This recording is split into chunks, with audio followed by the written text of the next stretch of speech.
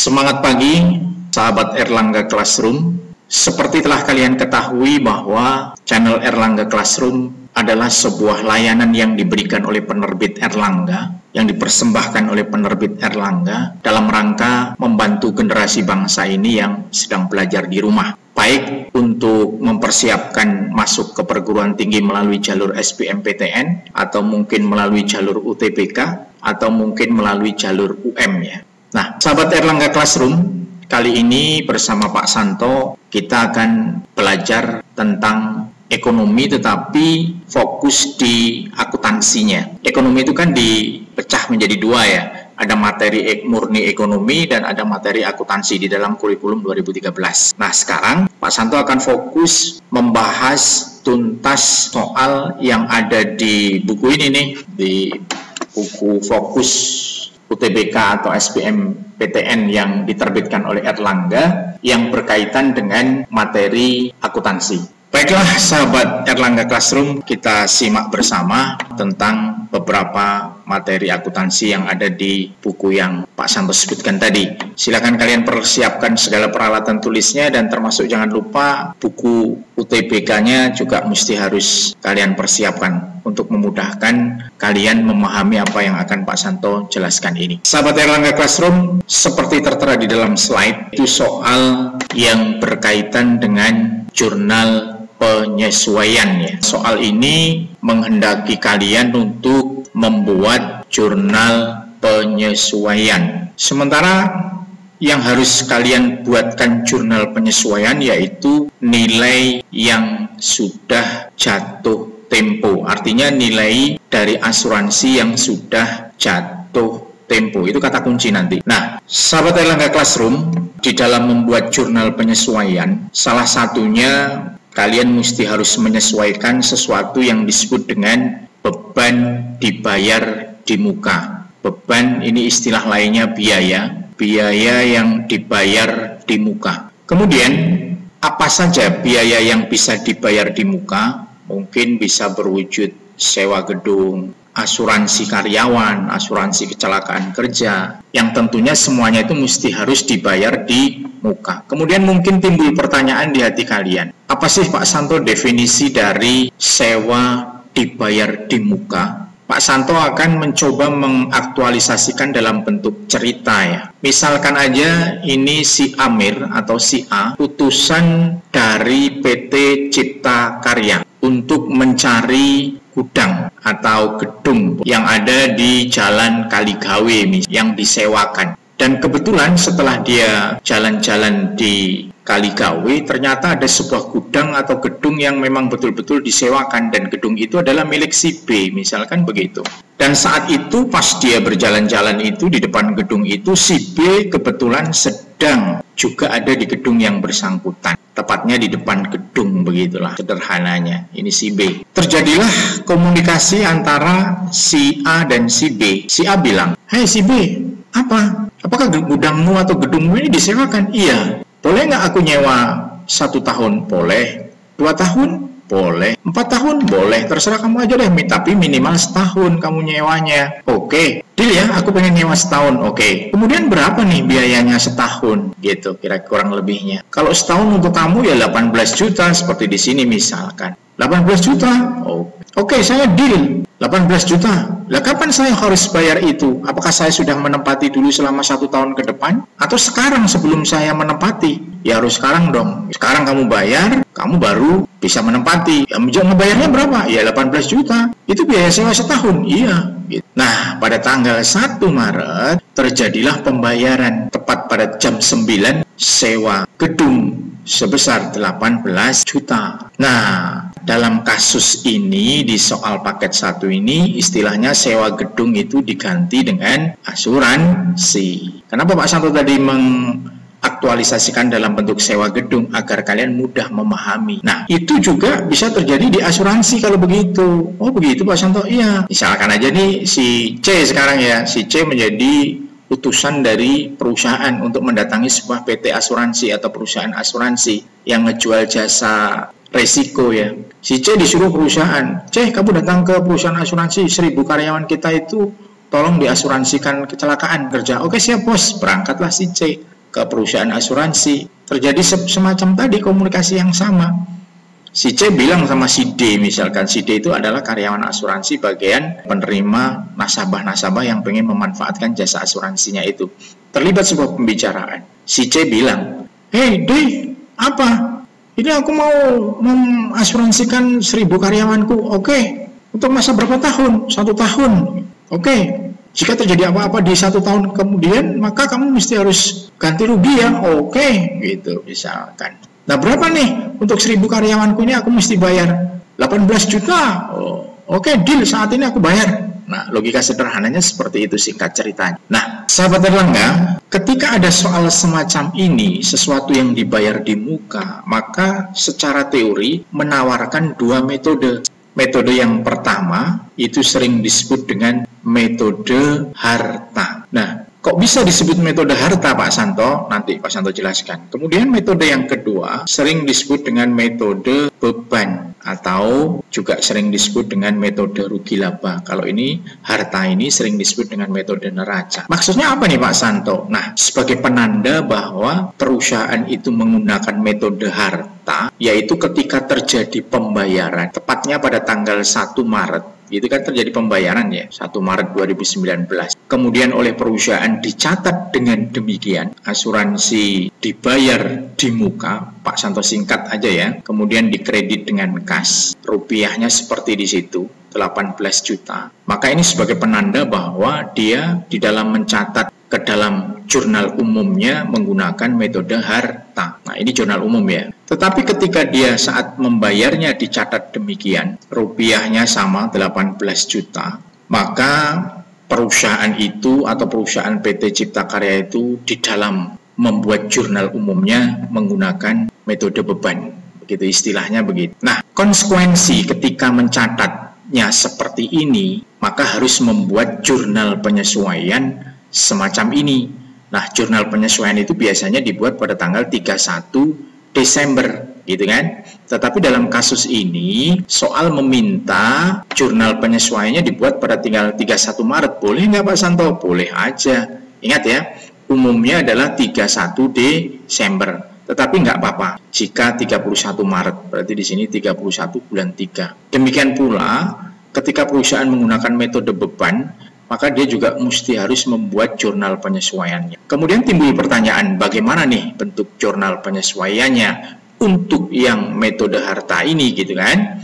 Maka jurnal penyesuaiannya didebit dengan beban asuransi, dikredit dengan asuransi dibayar di muka. Pak Santo singkat ya. Oke. Kemudian rupiahnya berapa Pak Santo? Nah, nanti ya. Kemudian ketika perusahaan sepakat menggunakan metode yang beban, maka di dalam membuat jurnal penyesuaiannya didebit dengan asuransi dibayar di muka dan dikredit dengan beban asuransi. Itu konsekuensinya asuransi ya. Ya. Kemudian rupiahnya berapa? Nanti kita proses. Nah, selanjutnya ketika kita membuat jurnal penyesuaiannya yang ini, rupiah yang harus dicantumkan di sini yaitu sebesar rupiah yang sudah jatuh tempo,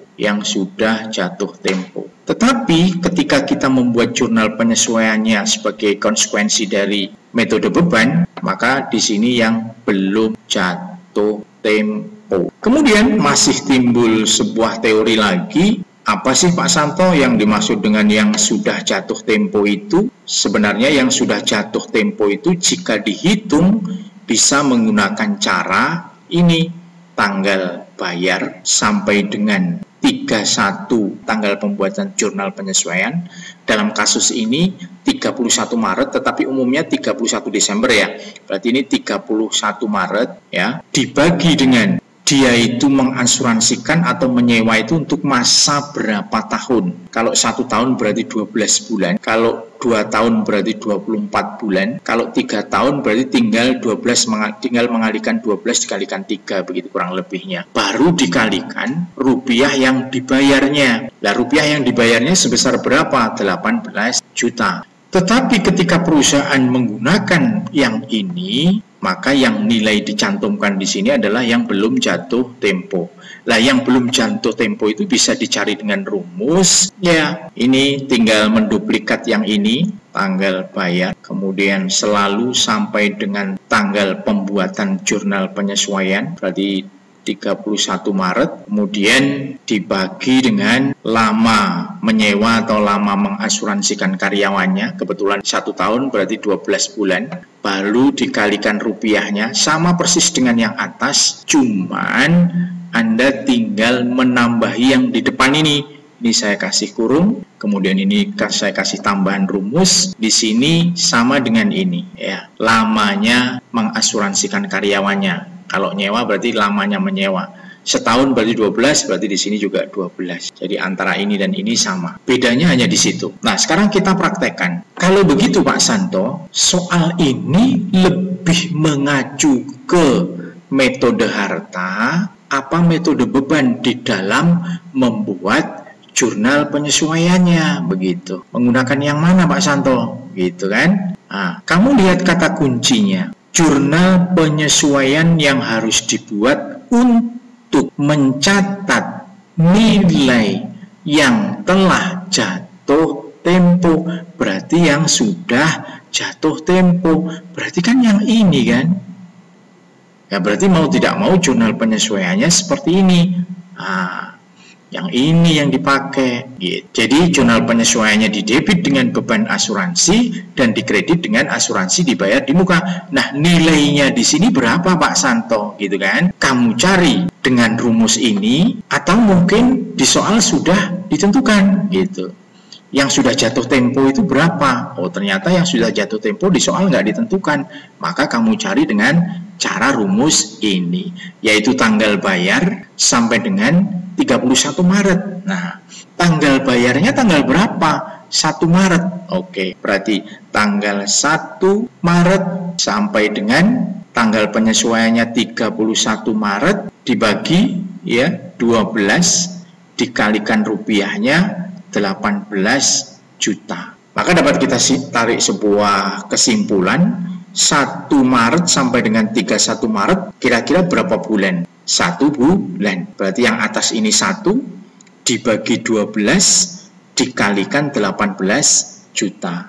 Hasilnya sebesar 1.500.000. Sehingga di sini angkanya sebesar 1.500.000. Di sini ditulis 1.500.000, di sini juga 1.500.000.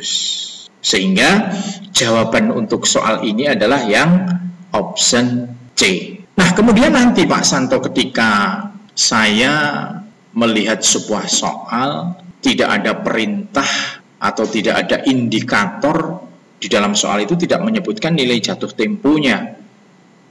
Terus metode mana yang aku gunakan? Gitu kan? Langkah yang pertama adalah ini. Kamu coba cari tahu di dalam membuat di jurnal umum, dia mencatatnya seperti apa. Kalau dia mencatatnya seperti ini, berarti konsekuensinya menggunakan yang ini. Tetapi ketika di jurnal umumnya dicatat dengan seperti ini, maka konsekuensinya menggunakan yang ini. Tetapi itu jurnal umumnya nggak ada Pak Santo. Nah, biasanya ketika jurnal umumnya tidak dicantumkan di soal, biasanya di soal juga langsung diketahui, misalkan dalam neraca saldo nilai asuransi dibayar di muka Rp 24 juta, misalkan begitu. Nah, kalau di soal disebutkan di neraca saldo per 31 Desember 2019, nilai asuransi dibayar di muka sekian, nah ini berarti penanda bahwa di dalam menyesuaikan kamu menggunakan metode harta. Biasanya ketika di neraca saldonya disebutkan seperti itu, pasti dibarengi dengan keterangan bahwa di data penyesuaian dijelaskan asuransi tersebut dibayar pada tanggal berapa. Biasanya dibarengi dengan itu, sehingga soal tidak ambigu. Tetapi lain halnya ketika di neraca saldo disebutkan begini, tidak yang tadi tetapi begini, nilai beban asuransi sebesar 24 juta. Nah, kalau begitu berarti di dalam membuat jurnal penyesuaian kalian menggunakan metode yang kedua, yaitu yang ini. Kemudian nilai yang dicantumkan di sini adalah nilai belum jatuh tempo, yang rumusnya seperti ini tadi yang sudah Pak Santo jelaskan di depan.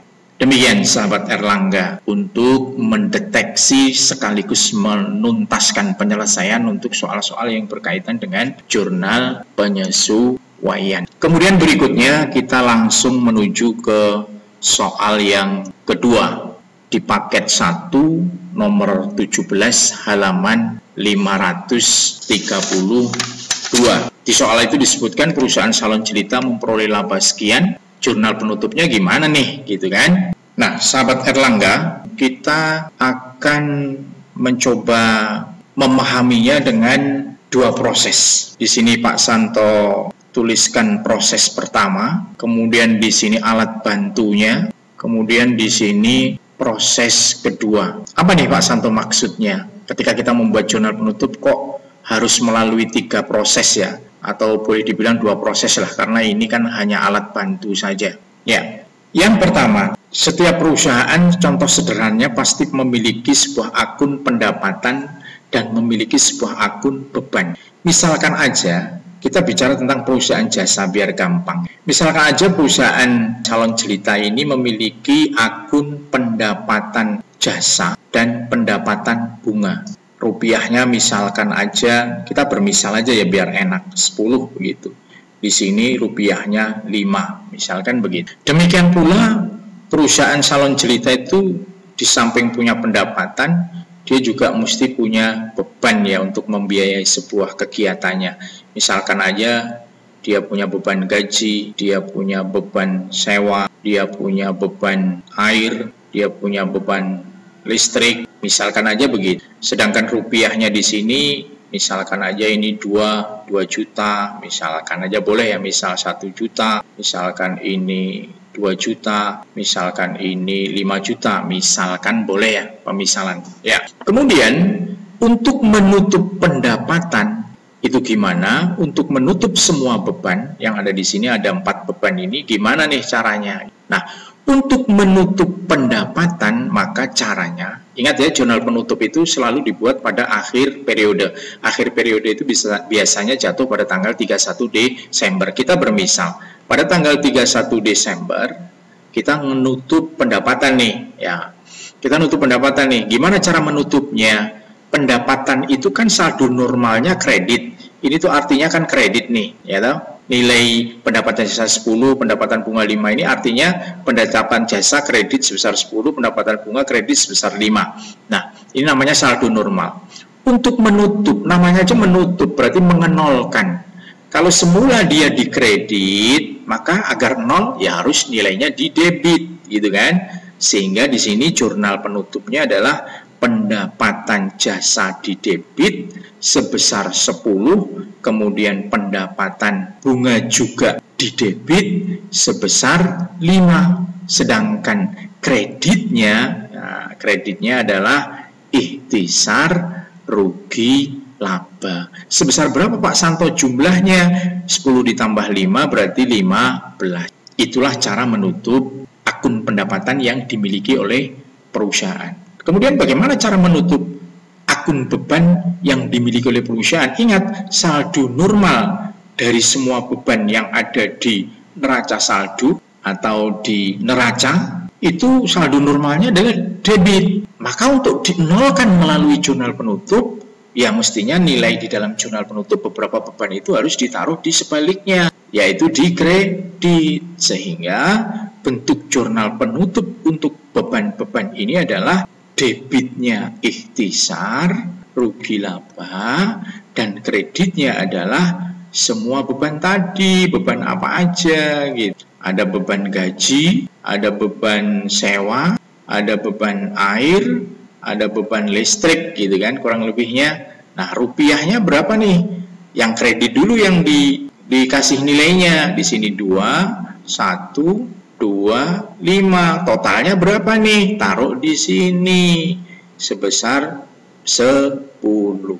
Ini proses membuat jurnal penutup yang pertama, yaitu menutup semua akun pendapatan dan menutup semua akun beban. Kemudian selanjutnya masih ada proses lagi, tetapi kita harus melalui alat bantu yang namanya buku besar bentuk T lah. Di dalam kasus ini, kita tinggal mindahin nilai ikhtisarnya ini di kredit, taruh aja kredit itu yang sebelah sini, ini yang sebelah debit, itu kreditnya taruh di sini 15. Kemudian ini sekarang berikutnya ikhtisar lagi, tapi di debit itu yang sebelah sini, berarti 10 gitu kan. Ya, kemudian kamu cari selisihnya, 10 sama 15, gede 15 dikurangi 10, 5. Lah 5 inilah yang disebut dengan laba. Jadi asal muasal laba 5 ini sebenarnya berasal dari situ, selisih antara debit dan kredit. Kalau besaran kreditnya ya berarti laba. Nah, setelah ketahuan ini laba, maka langkah selanjutnya membuat jurnal penutup laba. Kalau terjadi laba, maka jurnal penutupnya gimana? Ingat, jurnal penutup selalu dibuat pada tanggal akhir tahun, akhir tutup buku yang biasanya jatuh di 31 Desember. Yaitu didebit dengan, gitu kan?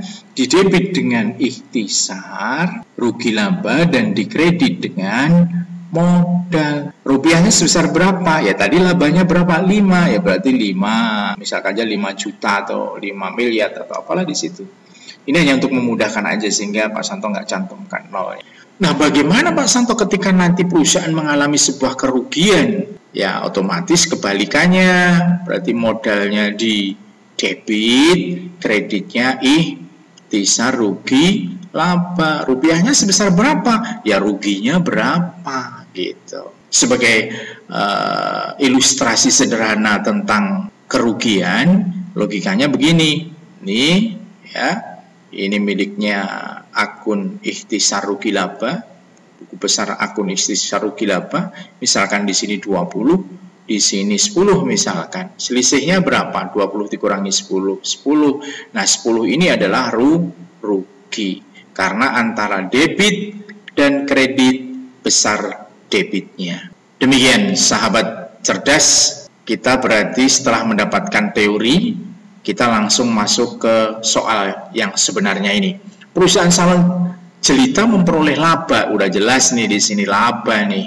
Labanya sebesar berapa? Kita nggak perlu nyari ternyata di dalam soal ini. Sudah ketahuan 60 juta, ya udah tinggal bikinkan aja jurnal penutupnya. Gimana kalau terjadi laba tadi? Ini kan? Nah, berarti didebit dengan ikhtisar, rugi laba, kemudian dikredit dengan modal. Ya, beres. Rupiahnya sebesar berapa tuh di dalam soal? 60 juta Pak Santo. Ya udah taruh aja di sini 60 juta. Kemudian di sini kreditnya, modalnya juga 60 juta.